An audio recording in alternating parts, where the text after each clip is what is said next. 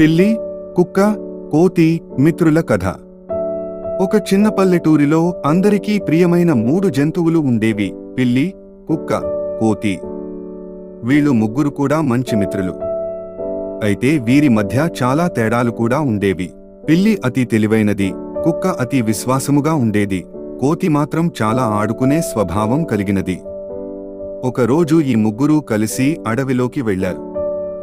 అడవిలో పెద్ద చెట్లు, పక్షులు, జంతువులు ఉన్నాయి.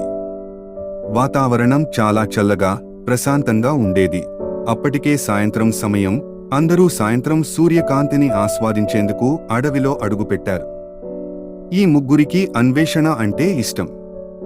పిల్లి కొత్త ప్రదేశాలు చూడటం ఇష్టపడేది. కోతి ఎప్పుడూ ఎక్కడైనా ఎగిరిపోవాలని, కొత్త ఆహారం తినాలని ఉంటూ ఉండేది. కుక్క మాత్రం తన మిత్రులకు కాపాడటం ప్రధానమైన లక్ష్యంగా పెట్టుకుంది. అడవి లోపలికి